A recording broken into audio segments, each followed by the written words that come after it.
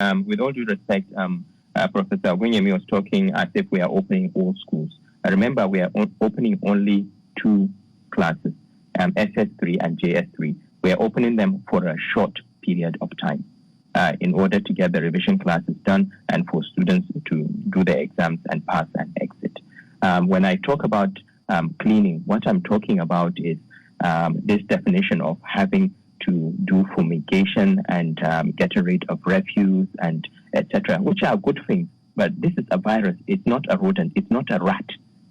What you need is clean surfaces and making sure that students are keeping their physical distancing, making sure that they have hand sanitizers, making sure that the classes preferably are held outside the classrooms. The schools have been closed for several months. We have been discussing at the PTF and we've been looking at different options, and this has been led by the Federal Ministry of Education because we are running a multi-sectoral response. They have worked with other parts of other stakeholders within the educational sector. This decision was not taken lightly. I do empathize with parents that are concerned.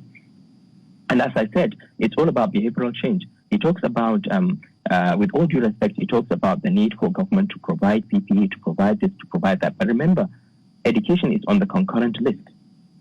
State governments know what to do. They have been told what to do. A lot of these interventions are not interventions that are specific only from the educational side. They are interventions that need to be applied across the population. We are in very unusual times. We are in challenging times. We know that as a country, developmentally, we are already at a disadvantage.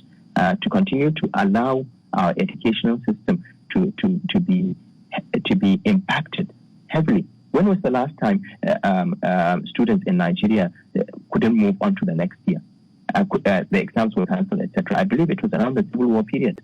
So yes, this might be the equivalent of a Civil War period, but at least we need to be creative and open schools safely, because the issue is safe. And we didn't say all schools should open. We said the state government should take responsibility, the state commissioners of education, the state ministry of education, to make sure that they look at the schools that can open and undergo revision classes. Yes, some of us, our children have the advantage of the internet and being able to have online educational learning, etc. But the very children of the poor that Professor Ogunyemi is concerned about, and I'm concerned about, are the very children that will be further disadvantaged because they are at home, they are not being taught, there are no very little educational activities, and in the north, for instance, the increased risk of early marriage, etc., linked to this. So we've got to look at the option of the JS3 and the SS3 opening for a short period of time in a safe way to undergo revision for a few weeks, and then to have the exam done. We're not even talking about opening the schools altogether. And this will allow some of the schools to know how to prepare when eventually they open. Because COVID will go away. When do we start preparing for this?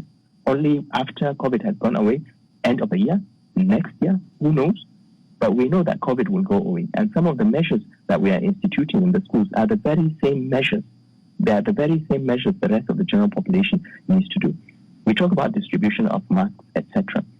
We talk about temperature controls, thermometers, etc. For the state governments, yes, they need to make sure that these schools are provided, and if they have limited resources, the government is already in discussion with some of the states. In the background, there have actually been interventions in some states already when it comes to COVID, but we know that the fiscal space is very tight at the federal level as well. Private schools are there commercially to make money, and they need to ensure that their staff and their students are safe.